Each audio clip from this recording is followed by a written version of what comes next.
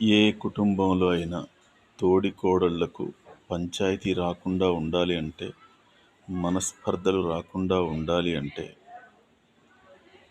వాళ్లకు లోకమంటే పెద్దగా తెలియకముందే పెళ్లి కావాలి. ఏ స్త్రీకైనా సరే తోడబుట్టిన అన్నాతమ్ముళ్ళు, అక్కా చెల్లెళ్ళు గొప్పదే, గొప్ప బంధమే, కాదని కాదు.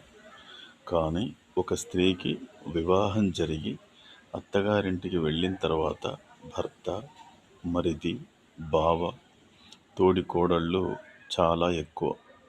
తోబుట్టువుల కన్నా వాళ్ళే ఎక్కువ. కానీ చాలా కుటుంబాల్లో చూస్తుంటాం, తోడికోడళ్లకు పడక ఎప్పుడు వాళ్ళు గొడవలు పడుతుంటారు. అలా జరగకుండా వాళ్ళు సొంత అక్కా చెల్లెళ్ళ కన్నా మిన్నగా ఉండాలి అంటే, ప్రేమాభిమానాలు పంచుకోవాలి అంటే, వాళ్లకు ప్రపంచమంటే పెద్దగా తెలియకముందే బంధం ఏర్పడాలి. ఈమె నా అక్క అంటే నా బావ భార్య, నా తోటి కోడలు అనే భావన నుండి ఈమె నాకు అక్క అవుతుంది అనే భావన ఆ స్త్రీలో కలగాలి. ఏ స్త్రీకైనా తన మరిది భార్య తనకు తోడికోడలు ప్రాణప్రదంగా ఉండాలి అంటే, లోకమంటే పెద్దగా తెలియకముందే వాళ్లకు వివాహం జరగాలి.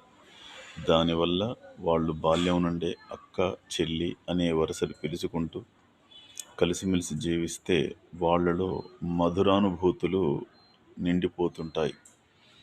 వాటి కారణంగా ఆ తోడికోడళ్ళు ఎప్పుడూ ఎట్టి పరిస్థితుల్లో కూడా గొడవలు పడకుండా బ్రతకడానికి, కలిసిమెలిసి ఉండడానికి ఉపయోగకరమైనటువంటి విధానం అది. అలా కాకుండా 20, 30, 40 ఏండ్లు వచ్చేంత వరకు ఎవరెవరితోనో కలిసి తిరిగి మధురానుభూతులన్నీ ఎవరితోనో పంచుకున్న తర్వాత ఏదో డబ్బు చూసి లేదా పెద్ద ఉద్యోగం చూసి మోహంతో ఎవరినో ఇష్టపడితే పెళ్లి చేసినంత మాత్రాన అప్పుడు భర్త మీద కానీ, బావ మీద కానీ, మరిది మీద కానీ, తోడి కోడళ్ళ మీద కానీ ఏ స్త్రీకి కూడా బంధం అనేది బలంగా ఉండదు. మరి ఈ విషయాన్ని ఎవరూ గ్రహించలేకపోతున్నారు. తోడికోడళ్ళ బంధం కన్నా ఏదీ మిన్నా కాదు. వాళ్ళు ఒకే వంశానికి, ఒకే గోత్రానికి, ఒకే ఇంటికి చెందిన వాళ్ళు. మరి అక్కా చెల్లెళ్ళ బంధం బలంగా ఉండాలంటే ప్రతి స్త్రీకి, ప్రతి పురుషుడికి బాల్యంలోనే వివాహం జరగాలి. సరే, కాపురానికి తెలివి వచ్చిన తర్వాతనే పంపొచ్చు.